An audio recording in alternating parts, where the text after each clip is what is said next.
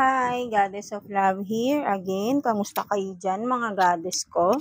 Anong meron sa mga goddess natin right now, no? So, yeah, another reading tayo today for the water signs, Cancer, Scorpio, and Pisces. So, kamusta ang mga water signs natin dyan, no? So, tignan natin anong meron, anong sitwasyon sa inyong love life right now, no? Sa inyo ng person mo. And of course, message and advice from the universe, no? Message and advice from your inner self and from the universe, right? And of course, meron tayong additional some numbers, and if ever may lumabas din na color for you na pwede nyo maging I mean, basta, any lucky number or a color, lucky number and color for you, water sign, no, for this week, no. So, yeah, let's see. Kamusta? Anong sitwasyon meron sa mga water signs, no? So, tignan natin. Kuha tayo dito ng 3 cards for you, no, water signs. I mean 2 cards lang pala, no, sorry. 2 cards for you, water signs, no? So, kuha tayo dito. So, tignan natin anong sitwasyon meron ang ating mga water signs, no? Cancer, Scorpio, and Pisces, no? So, kamusta kayo dyan, no? So, tignan natin ano ba ito. So, yeah, no? You have this, I hide behind material things, no? So, maybe for some of you water signs, no, ang maybe meron kayong mga pinagtalunan ng iyong person, no? Maybe for some of you ay may mga bagay, kung either ikaw or ang iyong person ay may mga bagay na tinatago at na-discover nyo, no? So, yan, no? May mga pagtatalo dito sa inyo ngayon, no? And the other one is, I don't react when people mention you, no? So, for some of you, I think is water sign, no? So, merong separation or merong, I don't know kung if separated na ba or may tampuhan lang, something like that, no? Kasi with this one, I don't react when people mention you, no? So, I think may mga common friends kayo, no? For some of you, water sign, no? And then, dahil nga alam nila na yun nga ay in separation kayo right now, is nagtatanong sila siguro maybe sa'yo or sa iyong person, no? But then, regarding sa inyong dalawa, no? Halimbawa ay nagtatanong nasaan na si ano, ba't gano'n, if ever, no? Kasi for some friends, no? So, tinatanong tapos yun nga literal hindi siya sumasagot. Kumbaga parang, or even na pag yun nga naririnig niya yung pangalan mo or ikaw naririnig mo yung pangalan niya, is hindi parang deadma lang, no? Something like that. But I think deep inside, kung ano man itong mga pinagtalunan nyo regarding this something na itinago, no? I think with this word ay for me ay hindi naman niya siguro sinasadya or whatever, ko kayo lang din nakakaalam nito, water sign, no? So I think kung ano man itong ano niya mga pinagtalunan nyo nga right now, is yun nga may siguro ay pinagsisisihan din ito ng person mo na may mga bagay siyang itinago sa iyo, no? So kasi with this hindi siya nagre-react, but then deep inside is masakit para sa kanya, nasasaktan siya, that's why hindi na lang siya nagre-react, something like that, no? So may pagsisisi dito whatever that things na tinago, no? So, yeah. So, ayan ang naging sitwasyon ng inyong ng person with you, no? So, ito yung, ng relationship mo, water sign, no? So, tignan naman natin, anong message or advice sa'yo ng iyong inner self, no? Water sign. So, kuha tayo dito ng 2 cards again for you, water signs, no? Cancer, Scorpio, Pisces. So, kuha tayo ng 2 cards for you, water signs. So, tignan natin anong message for you ng iyong inner self, no? So, let's see anong message. So, you have this movement, movement, and the other one is read, no? So, with this one, sinasabi ng iyong inner self, water sign, no?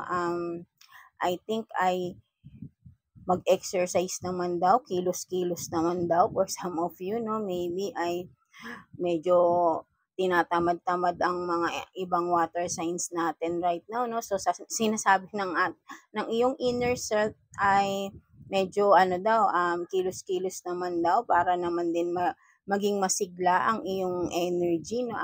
Water sign, no? Maybe dahil nga sa pinagdaanan nyo ng iyong person ay parang nawawalan ka ng gana kumilos, no? For some of you, kaya sabi ng iyong inner self is, ano nga ay, mag-exercise ka or yun nga, galaw-galaw naman daw, no? For some of you, no? So, pasiglahin mo ang iyong sarili, no?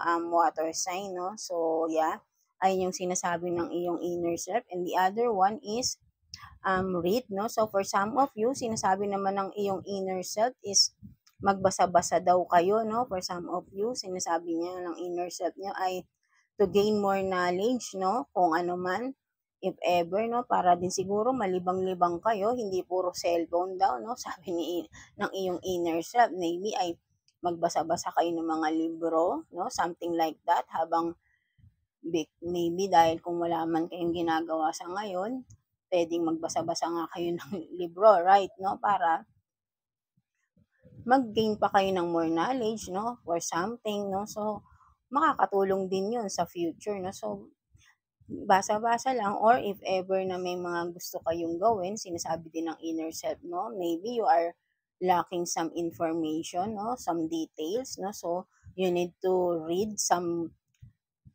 or gain knowledge about it, no? So, yan, no? So, ayan ang sinasabi ng iyong inner self, no?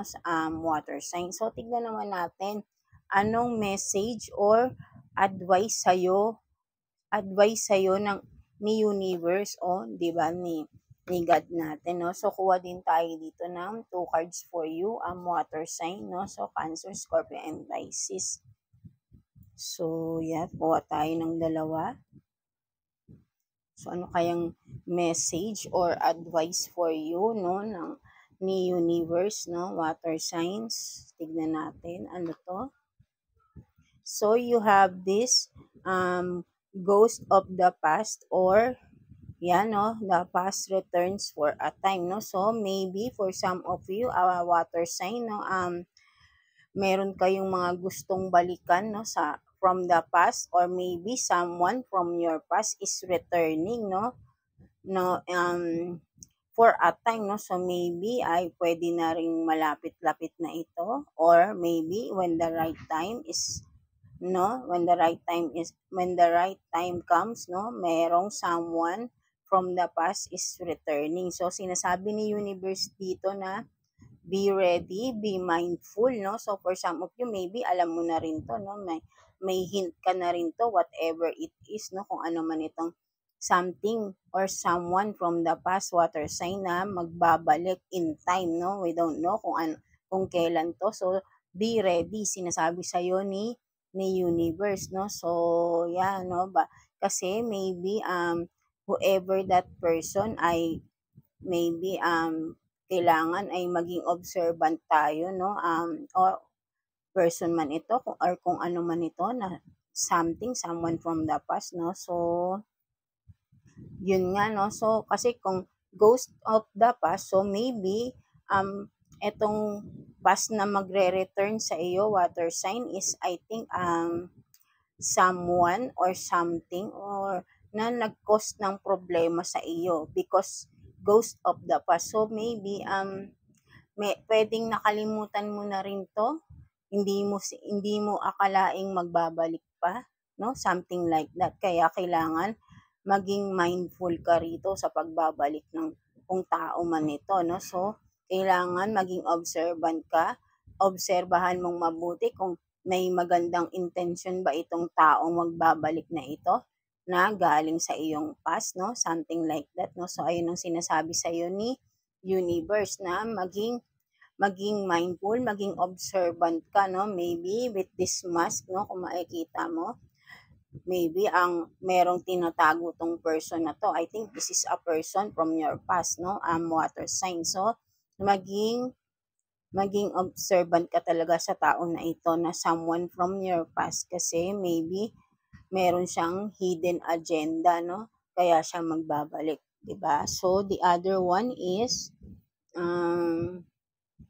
faceless, 'di ba? Magkaano talaga sila magkaduktong talaga sila, no? So faceless, ghost, and haunted, and the hunted girl, no? So ghost people. So tama nga, no? This person from this is a person, no, from your past, no? So with the literal na word na ghost, no, maybe for some of you ay ito yung someone na in your past na baka nagkaroon ka ng trauma, no, for some of you water sign, no? So kaya kailangan maging maingat kayo with this, no? Kung babae man to, lalaki, no, kayo lang din nakakaalam. Maybe sa past nyo may mga nakaalitan kayo, no? So for some of you na nagkaroon kayo ng trauma, na nagkaroon ng hindi magandang pagsasamahan sa inyo, no? Maybe pwede rin itong person nyo, ex-person nyo from the past na hindi maganda ang naging relationship nyo, no? Something like that na whoever it is I think ay someone na hindi naging maganda ang inyong relationship, ang inyong relationship, yeah, on or connection, right? No? Kasi, yun nga, no? Ghost eh. So, kumbaga, parang for you, kinalimutan mo na to, parang ghost na, parang pwedeng ginosted ka din, no? Something like that, literal na bigla na lang nawala, iniwan ka, something like that, no? But then, biglang magbabalik, no? Something like that. So, kaya yun nga ulit ay maging observant, maging mapanuri sa tao na ito. Maybe ay meron talaga siyang hidden agenda lang kaya siya magbabalik sa iyo, no? So, kailangan mong maging matalino sa tao na ito, no? Water signs. So, yan, no? Ito yung message sa iyo ni universe, no? So, tingnan pa natin. Ano naman ang possible na mga numbers na pwede nyong pwede nyong pwedeng maging guide, no? Something like that. Numbers na halimbawa kung makita nyo around is pwedeng may good news na paparating, no? Good news na marireceive, something like that. Pwede kung mag-apply kayo ng work, pwedeng um, maganda yung magiging result ng mga application ninyo, mga exams, no? Something like that. Once na nakikita nyo tong mga number na to around you, pwede rin naman kung tumataya kayo, no? Pwede nyo ring tayaan. Depende sa inyo kung saan nyo gagamitin tong mga numbers na ito, no? So, kung may lumabas din na color dito, no? So, let's see, water signs, no? Kuha tayo dito ng 6 cards for you.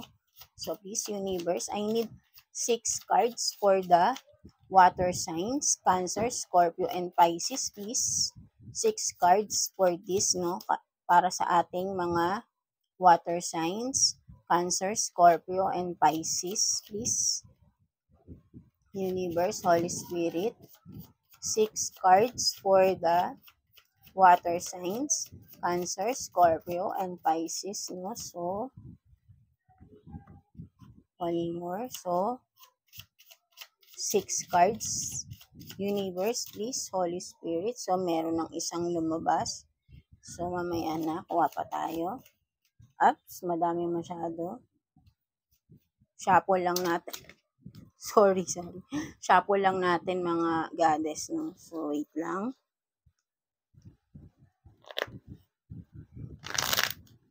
Tignan natin.